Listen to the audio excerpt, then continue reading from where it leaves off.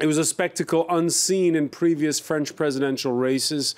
Lively exchanges, no knockout punches though, in a five-way candidates debate. France has had presidential debates since 1974, but always between the two finalists ahead of the runoff, never before the first round. Well, we are a little over 1 month ahead of the April 23rd vote. This 3-hour, 22-minute show served up 5 different visions of France in, I guess you could call it an infotainment setting that was uncannily resemblant of that of the game show Who Wants to Be a Millionaire. We're going to be asking our panel what they learned and if Monday night's debate sets the tone for the home stretch of the campaign. We noted blunt differences on issues like identity, the role of the state, how to handle Russia. There was scant mention, though, of Europe's populist surge and the corruption scandals that have dogged this campaign. What are the issues that will decide an election that the whole world is watching? Today in the France 24 debate, we're debriefing that first 5-way showdown. With us, he's a Paris area regional councillor, Franck Marguin, who supports the candidacy of Conservative François Fillon. Bonsoir. Welcome back. Thank you for being with us. Marine Le Pen supporter Émeric Merlot is a Loire Valley regional councillor for the National Front. Welcome back to the show. Christophe Brunel, co-founder of Teachers with Macron. No points for guessing who you support. And Boris Jamais-Fournier of the Socialist Party, a backer of Benoît Hamon, is with us. 4 people on set, but there were 5 candidates, so we go to Brussels and say hello to Sophie Rauser, coordinator for European Affairs for the campaign of Jean-Luc Mélenchon. Good evening. The France 24 debate on Facebook and on Twitter, the hashtag F24debate. 10 million households watched. That's a whopping half of France's television audience.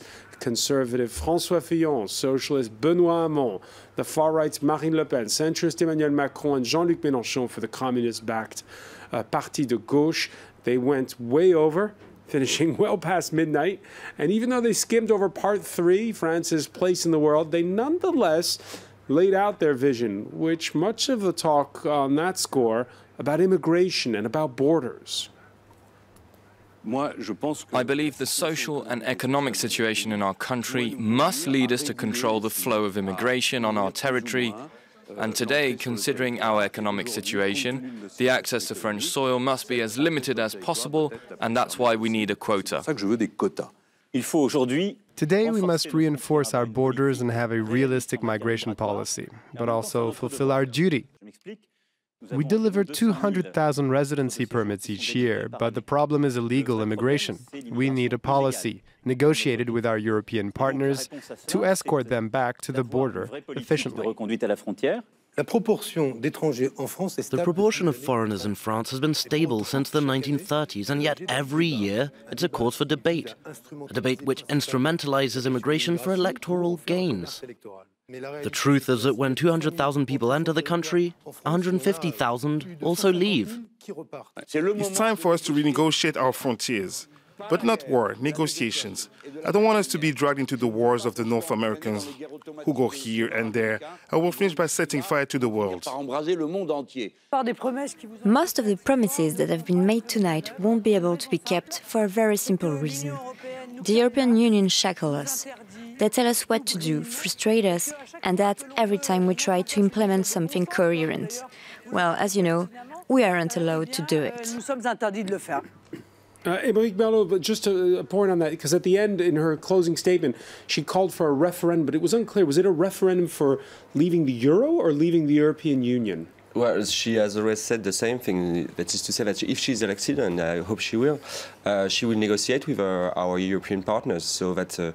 But which one is it? Is it to leave the common currency or to leave the EU altogether? No, we already said that we wanted to give back, the European Union to give back to us our sovereignties, such as in law or in effectively currency, so that we can have the tools to actually make our policies. So is she for leaving the EU? If the European Union is not accepting those negotiations, then we organize a referendum, and then the people will decide if we should go on this way or not. All right, so on this issue of protecting the borders then, can France do it better all by itself or with the other 27? Obviously, all by ourselves, because at the moment the immigration is not controlled a lot or at all, to be honest, because our European forces to control the European frontiers are way too small, and they can't actually make a real protection of our borders. So that's the reason why there was so many illegal immigration last year in Europe, and I think this must change. And obviously, within the European Union, it's not possible because of the Schengen Treaty. So this is the reason why we need to leave the European Union for that. Just point out two things. First of all, when you're talking about leaving the common currency, this would have terrible consequences for the French people, boosting the French deficit by an estimated 30%. So really, that is one of the key points where your candidate is not being responsible in putting forward policies that would hurt the French people. That's one. And then the second thing is the reason why there were a lot of people coming into France and to other countries, much more other countries actually than France, is because there are zones in the world that are war-torn today because of tyrants and wars, and this is what is driving immigration up. Actually, François Fillon yesterday said that these migrations were coming from all over the world, which is actually not true. The bulk of these migrations come from Iraq, Syria, and countries that are actually experiencing very hard times right now. You're totally wrong. Most of them are immigration for economic reasons. That is not true. No, that is true. I'm sorry. So, come to the Maine-et-Loire where I live, and you'll see from where are the people, immigrant people that you put it in. But are those people coming in illegally, or are those people coming in legally? The ones that they're waiting for refugee status that they won't have, because they don't come from Iraq or from Syria. They come from Afghanistan. Yes, they come from Sudan. They come from Eritrea. They come from which are all countries that are plagued by conflict and where you but once we're out of this room, I will prove you wrong on Twitter, and you will see for yourself that you're wrong and you're lying. Actually, there are more than 250 million. Sorry, if I may, we need to have a look to the bigger picture. Yeah. We need to have a look to the bigger picture here. The reality is the migration issue is here to stay. Doesn't matter that currently you have some war. That's the priority is to stop fueling wars everywhere in the world. But also, there's also the climate issue. So if you look at the figures and data that we foresee, the immigration that we foresee by 2020, for example, there will be climate refugees coming over. That's a reality, whether you accept it or not. You can which brings us back, Sophie, to that brings us back to my initial question. Is France better off fighting this problem on its own or with its European neighbors? It's probably a combination of both. Of course it has. France has a leading role in the question of fueling or not wars around the world. That's the first element. The second element is the European question, because as long as the EU is making so many free trade agreements all over the world, and especially with Africa, you will have also economic migration. So if you destroy local economy, people will be forced to move. But it's a forced exile. It's not, people are not, like contrary to what Marine Le Pen is saying, people are not happy to leave their country. So the best solution for everyone is to grant them the opportunity to stay in their country. Christophe Brunel, tearing up trade deals, do you think that's part of the solution? Yes, of course we have to work with our European partners, but may I ask my neighbor... But tear up trade deals? Because that's what Sophie Rouser was just saying, that free trade deals help to fuel migration. Yeah, but I just want to go back to the topic you asked before, and the consequence of and the way we have to deal with the euro, because I think it was your first question. May I ask my neighbor, if we leave the European Union and the euro, what will be the consequences for our economy and for our employment? But what are the consequences now?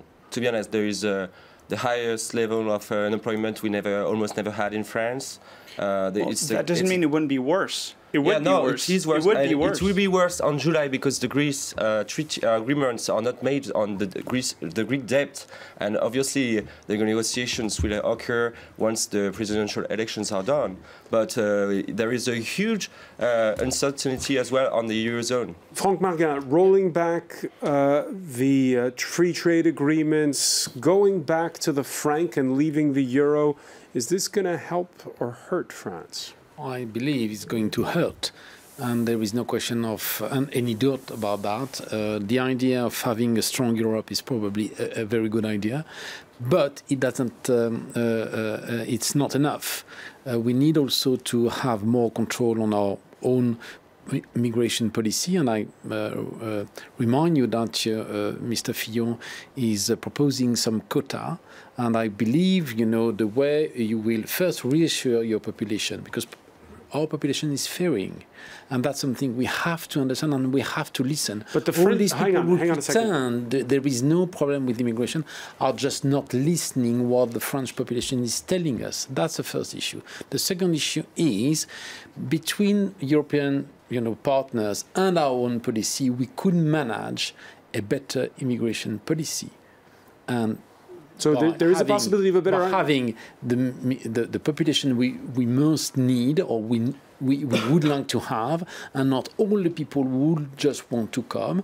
And I think the debate about wrong immigration or good immigration that my colleagues have started to have is not the question. But isn't it a mischaracterization when you say that the floodgates have opened, since France said it would take, I believe something like 23,000 I'm not going Syrian asylum seekers, and they have only taken a fraction of it so far. Yeah, but I'm not talking about numbers, because if you hear these two people, they will battle against figures. I'm much more interested about what should we do. But doesn't France have a responsibility? We have, but what I'm trying to say that the responsibility of France is to work with its partners and to work with its own policy. That's what we have forgotten. We have only worked with our European partners, which is fine, and it's not done properly. And I think we have to help Europe, and especially the German, to help Europe to protect the frontiers better than we ever did. Second, we must reinvest the diplomacy in order to stop the wars which are attracting that much people on our ground. And third, probably to have effectively a quota policy, which means we could get more people we need and less people we don't need. That's probably a combination of both. One figure I want to talk about is you don't stop wars like that. One figure I want to talk about. No, but the presidential election is a policy. No, people are voting for a policy, not for numbers. Since we don't have one at a time. First Boris Jamais, and then. All right. So one figure Benoît Hamon put forward last night was to raise the development aid up to 0.7% of the GDP, and that will indeed help foreign countries in difficult situations and maybe solve some problems where they actually happen, and then maybe help down the line solve this issue. And then one other thing I want to talk about is you're talking about how some French people might be fearful of migrants who come to their country. So one way to address this issue is to educate them, is to make sure they know about Don't think French are not educated. You are so arrogant. There are French people are educated. Please, they are educated. Don't pretend you are going to educate people. People are already educated, They don't need François Benoît Hamon's with what you did to get educated. Teachers' jobs. You're not. It's a joke. One at a time, or else the viewer can't. People are already educated. Okay, they don't need education from Benoît Hamon to have an opinion on immigration. Since I was supposed to answer to my other colleague, how can you control immigration if we are still staying in the Schengen environment? Mr. Fillon has proposed in his program to renegotiate Schengen. Well, but we can't. We need 28 but you countries say you to can't. be I say we can. And why we are going to believe you? No, we can renegotiate, because everything in Europe could be renegotiated. And I think it's absolutely monstrosity. It's a real worry to pretend that we could not renegotiate. One other aspect, people against each other. But François was elected by saying he was renegotiating with the European Union. You just renegotiate them in order to make them working. One other aspect of foreign policy that was brought up just in passing during that candidates debate was how to handle conflict much closer to home, that taking place in Eastern Europe, in Ukraine, and how to handle Vladimir Putin. Christophe Brunel, how should France and Europe handle Putin? Of course, we will have to speak with Vladimir Putin because he's the president of Russia. Saying this, we have to remind him that Russia has to be more attentive with the right of people, the right of minorities, and we have to be very careful with what he says with the different communities. And we have a more distance with Vladimir Putin than some other candidates have. We need to have more distance than with Putin than other candidates have. Yeah, especially François Fillon. It was revealed earlier today that he got close to $50,000 for giving a conference to some people in Russia. So definitely confirming the strong ties that exist between him and Russia, as it's been documented several times. Because you think that the campaign. policy of France depend on 30,000 conference, I think you are just, troublemaker. If you want to talk about corruption, maybe there is a subject which is going to be, but please don't tell us that Fillon wants to be closer to Russia because he does a conference.